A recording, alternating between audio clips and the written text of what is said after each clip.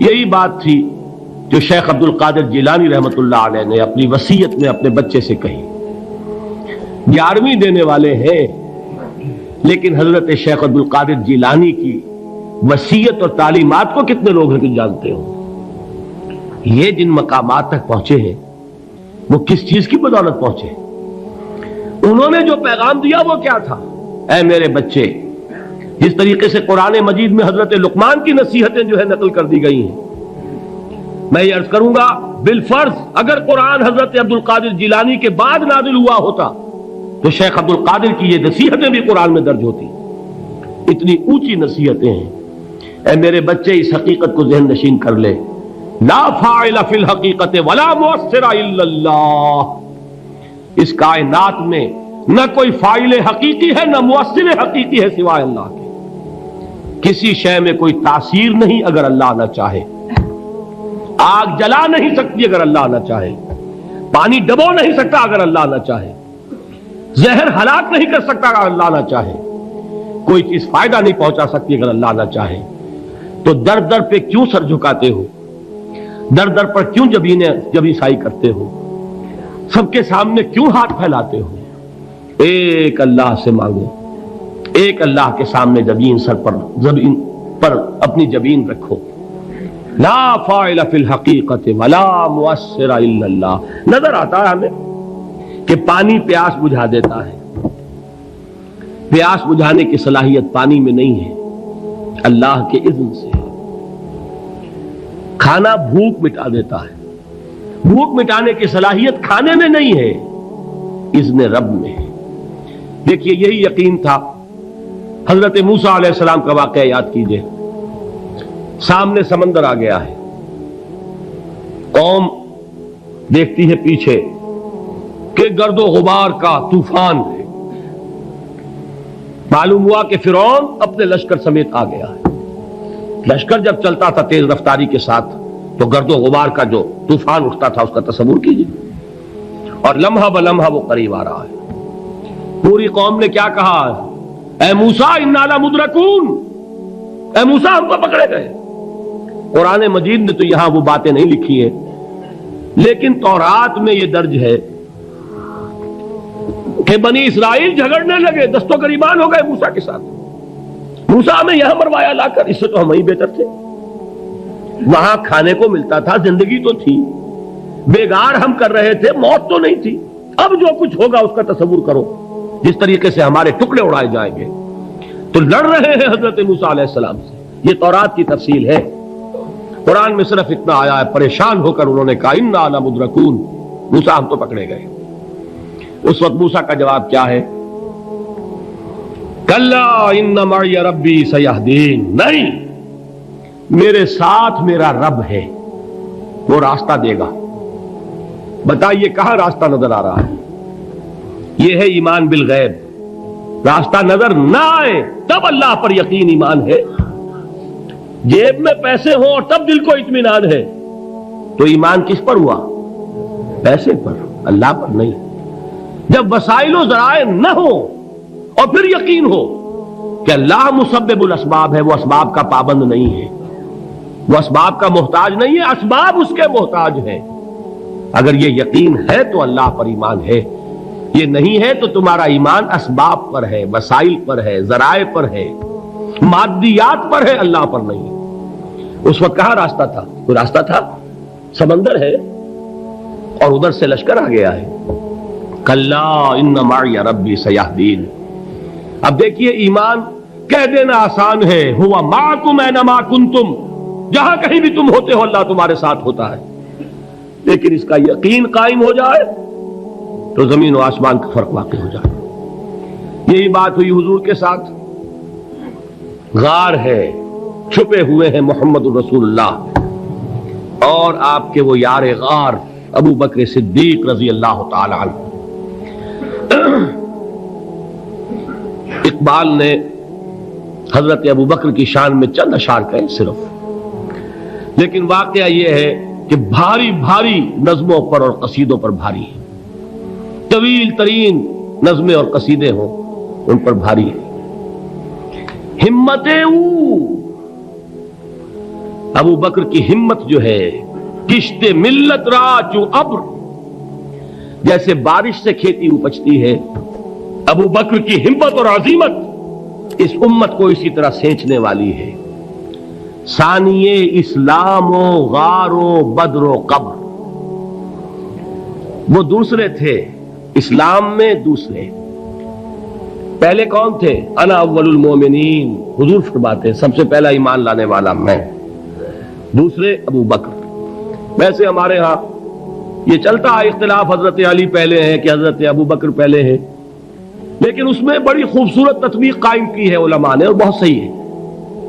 چار کے بارے میں فیصلہ ہی مت کرو کہ کون پہلے ہے، ان کی ایک عجیب تقسیم کر دی ہے۔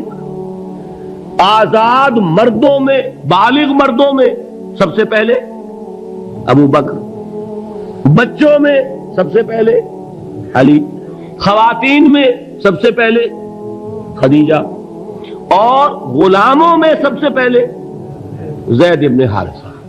بڑی پیاری تقسیم ہے، یہ چاروں ہی پہلے ہیں، ہر ایک کے لیے اولیت ہے۔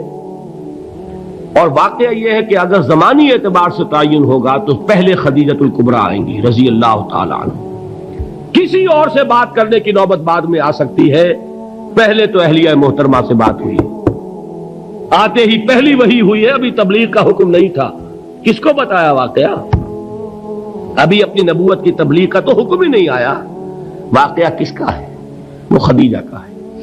جب کہا ہے کہ خشیت علی نفسی، مجھے اپنی جان کا اندیشہ ہے، تو کیا جواب دیا خدیجہ نے رضی اللہ تعالی عنہا؟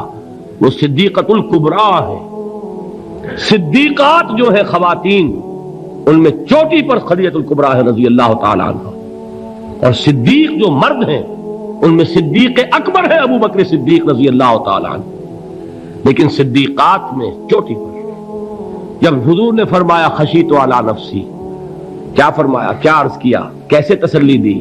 نہیں نہیں، اللہ آپ کو ضائع نہیں کرے گا، آپ غریبوں کے ہمدرد ہیں، آپ مساکین کے تکالیف رفع کرنے والے ہیں، آپ بیواؤں کی سرپرستی کرتے ہیں، آپ مسافروں کی خدمت کرتے ہیں، اللہ آپ کو ضائع نہیں کرے گا۔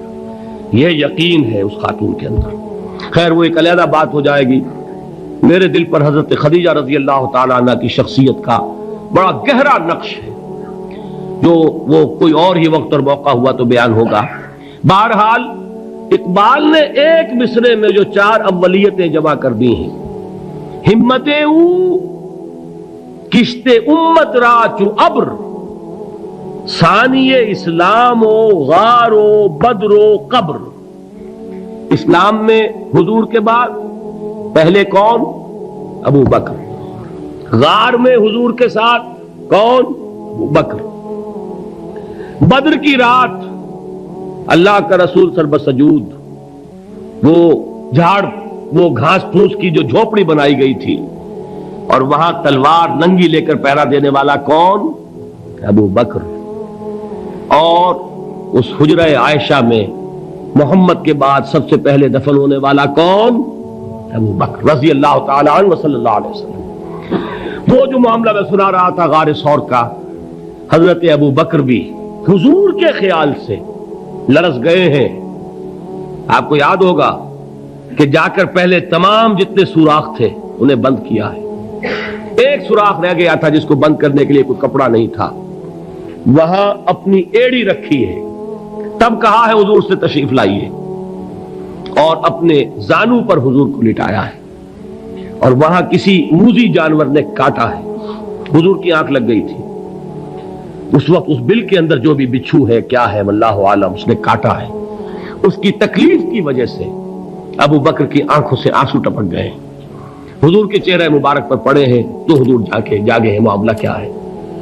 ایڑی نہیں ہٹائی وہاں سے، مبادا وہ جانور وہاں سے نکل کر محمد الرسول اللہ کو کوئی گزن پہنچا دے، ابو بکر کی ایڑی ہے، جس طرح چاہے کھا لے، ختم کر دے، جان نکل جائے تب کوئی آنچ آئے، محمد پر تو آئے، لیکن جیتے جی نہیں۔ وہ ہے ابو بکر۔ حضور کے خیال سے اس وقت حضور نے پھر اپنا لعاب دہن لگایا ہے، اور اس سے پھر آپ کی تکلیف ختم ہوئی۔ جیسے خیبر میں حضرت علی کی آنکھ دکھ رہی تھی، اس کو جو شفا حاصل ہوئی ہے وہ بھی حضور کے لعاب دہن سے ہوئی۔ تو بہرحال اس وقت انہوں نے کہا ہے کہ اے نبی یا رسول اللہ، اگر اس وقت ان میں سے کسی نے غیر ارادی طور پر بھی اپنے قدموں کی طرف جھانک لیا تو پکڑے جائیں گے۔ کیا جواب تھا اللہ کے رسول کا؟ لا تحزن ان اللہ معنا، اللہ ہمارے ساتھ ہے، کیوں گھبراتے ہو ابو بکر؟ یہ ہے ایمان باللہ، میرا مالک اللہ، میرا رازق اللہ، میرا محافظ اللہ، میرا مددگار اللہ، میرا پشت پناہ اللہ، میرا دوست اللہ۔ یہ دوستی ہے اللہ کی جو لب لباب ہے، حاصل ہے ایمان کا، اسی کا نام ولایت ہے۔ اولیاء اللہ کے سروں پر سینگ نہیں ہوتے، جس کے دل میں ایمان راسخ ہو چکا ہو وہی اللہ کا ولی ہے، جسے اللہ پر یقین ہو چکا ہے وہی اللہ کا ولی ہے، جسے یقین ہے اللہ میرے ساتھ ہے، میرا مددگار، میرا پشت پناہ، میرا ساتھی، میرا دوست، میرا محبوب، میرا محب۔ اللہ اہل ایمان سے محبت کرتا ہے۔